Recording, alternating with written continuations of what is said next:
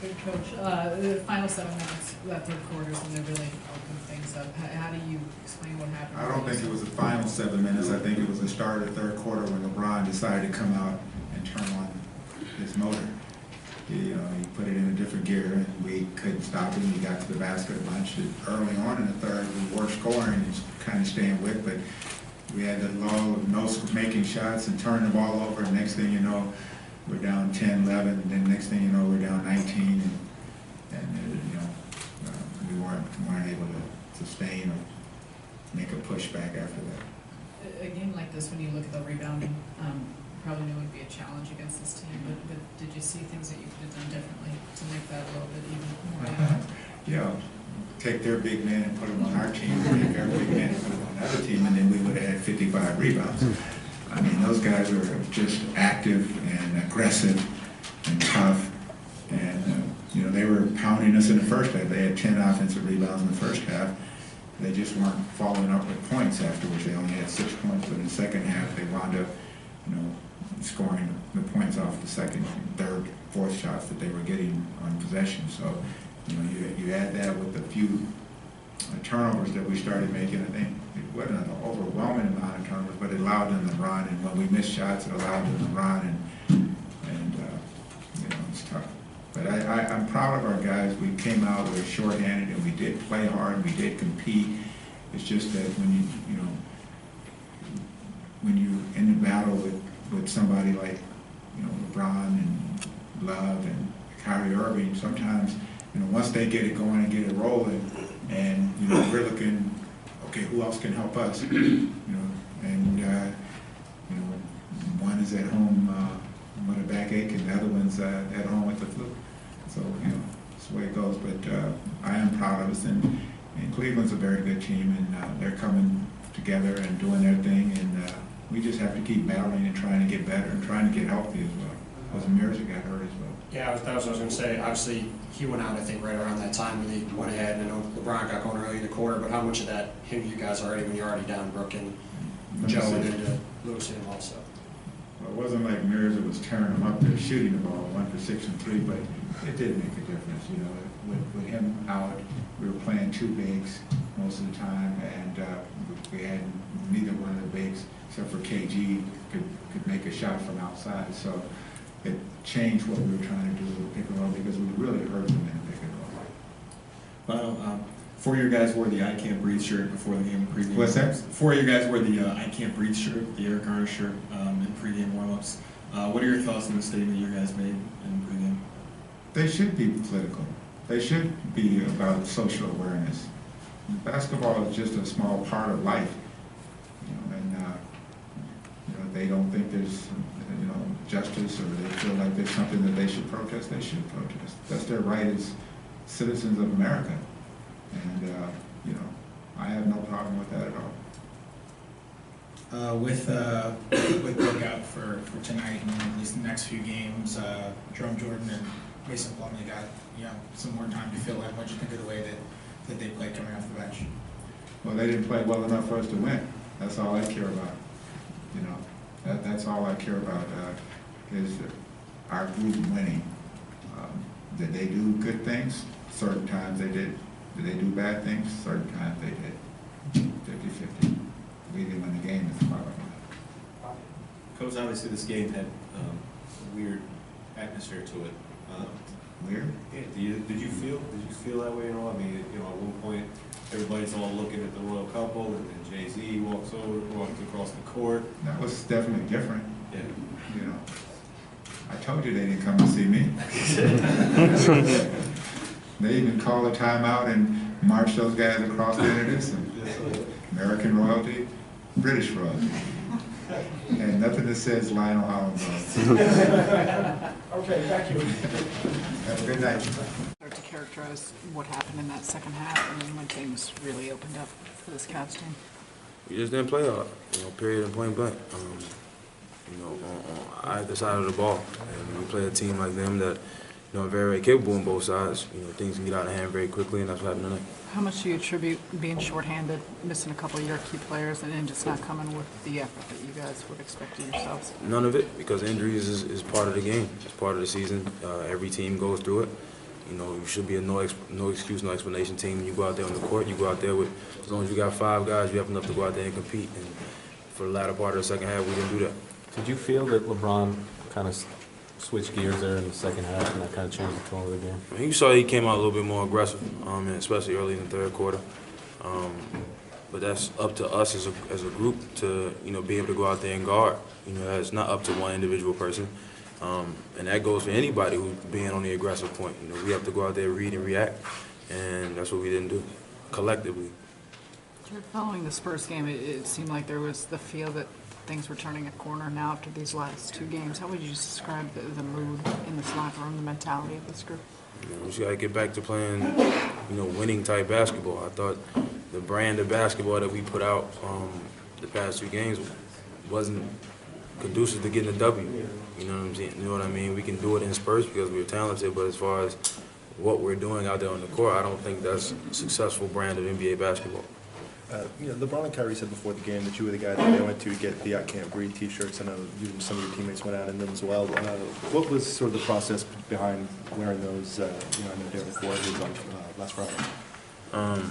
I mean, I think it just shows that we're very, very socially conscious. You know, we aren't just focused on ourselves as just athletes and what goes on with just our sport from a day-to-day basis. You know, we're collectively, we understand that this is just an issue that needs to be addressed.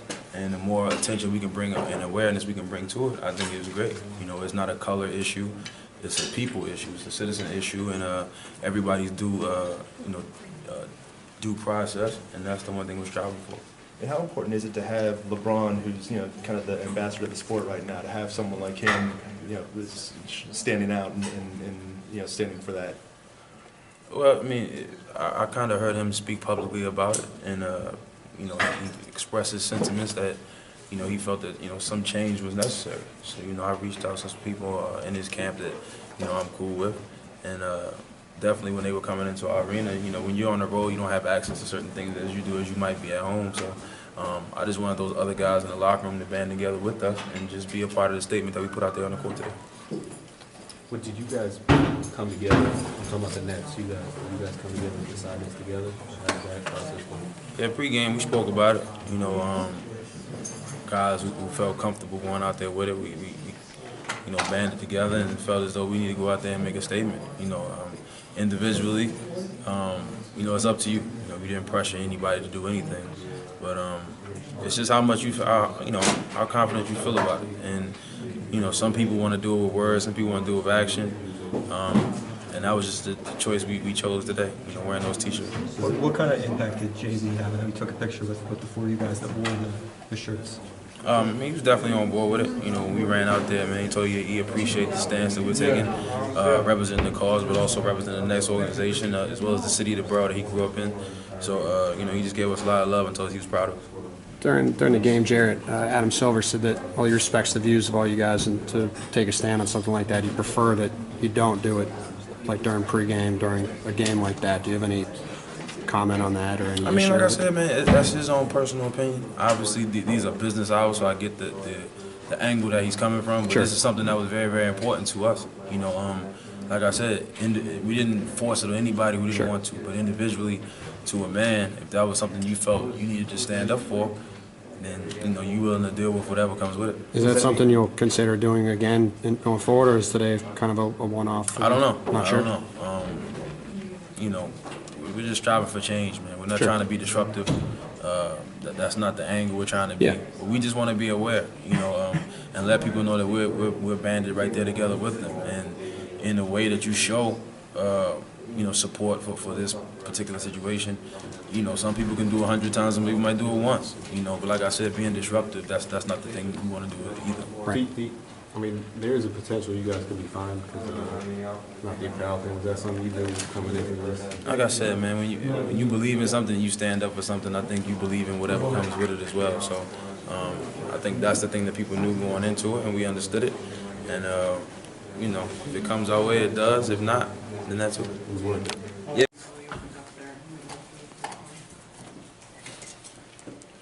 You know, another bad third quarter for us. You know, it was pretty much the quarter that did it. We were playing pretty well up until that point. And then, you know, LeBron just got aggressive. making plays for himself, for others. He was getting out-rebounded, you know, on the offensive glass, turning the ball over, you know, kind of just one of the snowball effects where when it went bad, it went bad. Yeah, I know you don't want to make excuses about it, but with no Joe and no Brooke, how big of a challenge then when you're looking at the depth of your team and trying to match up against the Brooklyn? Yeah, I mean, it's definitely a challenge. You know, we're smaller than normal. You know, a lot of guys had to come in and step up. But, you know, Jerome played really well in his minutes. And guys stepped up. We just, that third quarter is where everything just went wrong. We've seen a lot before where LeBron kind of flips a switch. I mean, do you see that kind of progressing as it's happening? Yeah, I mean, yeah, he, you know, he missed his first couple shots. You know, got it going a little bit in the second quarter, and then, like I said, the third quarter just came out and was like, you know, kind of imposed his will. How would you describe the atmosphere there with the quarter couple here and Jay-Z, Beyonce, and all that stuff? It was good up until the third quarter, and things went wrong. Took the life out of the building. What was it like? What about your decision to wear that shirt? Can you talk about the message you were trying to send? Yeah, I mean, you know, you can talk about a lot of things. I think, you know, we just put the shirts on and kind of, you know, let everybody know that we pay attention to a lot of things that go on, especially us being in Brooklyn and New York City, where it happened. You know, it's important for us to be out there and be seen in the shirts and show our support for him and his family. When LeBron was going crazy in the third quarter, he was getting assists and he had 9 points, I think. What's it like? It's almost like you can't stop the guys. Do you feel powerless out there at times, or what's it like out there? Yeah, I mean, he was just making a lot of great plays. Like I said, not only for himself, but for his teammates. You know, he's putting a lot of pressure on our defense, opening. You know, when he's attacking like that, he's going to draw, you know, 2 or 3 guys. You know, you want to pay attention to him, and he just opened up waiters and, you know, other guys that just get going. Lionel was talking about how you guys are, you know, have an opportunity to make a statement as athletes and with political sphere. Do you think it's important for athletes to kind of take that step?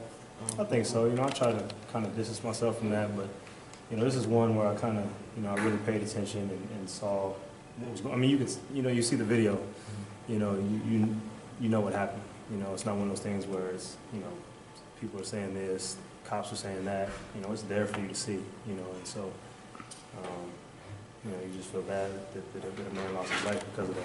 How aware were you that LeBron and Kyrie were also going to be wearing that same I shirt? wasn't. You weren't? Okay. So just everything happened independently?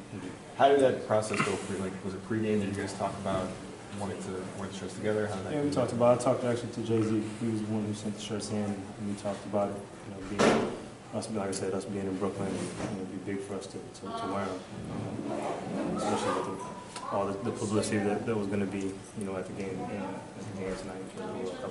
What was it like when Jay gives you that, I guess, that idea to get the shirts and wear them and everything? What was that like for you? I mean, we had already saw Derrick Rose do it, and so it was in our mind already before that. But you know, I mean, Jay-Z's a smart guy. You know, he's being from New York City and you know, growing up here. You know, I'm sure. You know, he's been around his fair share of things like this, and so you know, I know it's probably hits closer to home to him. You know, being from Brooklyn and a part of the city. Thanks, Darren. Thank you, Darren. To be from these communities and support these communities. What was it like tonight with all the stuff going on, the royal family here? You mentioned the shirts you guys are wearing, LeBron's. What was it like atmosphere out there tonight? It seemed like just a lot of stuff happening. I felt like the finals, to be honest. You know, a lot of energy in the building, a lot of press, a lot of people in the building, a lot of things going on. I mean, you know, it's the league, and I'm sorry. It's the league and it's a basketball game, but it's good to be able to come in here and divert people's, you know, attention from something other than what's going on in the reality of the world. And I just thank God for sports and that we have the ability to come out and showcase our talents in front of people. It's great to have Prince and company here, and it was just a good night, man. There's a lot of good energy in the building tonight. In the second half, what happened to you guys? Couldn't stop LeBron, especially in that third quarter. What happened there? We just came out with a bull charge, and we wasn't prepared for it. We got to be better for the third quarters. I think we put together a good half. But when you playing someone that's a team like this that's contending for a title and contention now and trying to find the identity, I think it's important that we got to come out and put 2 halves together. All right, thank you, man.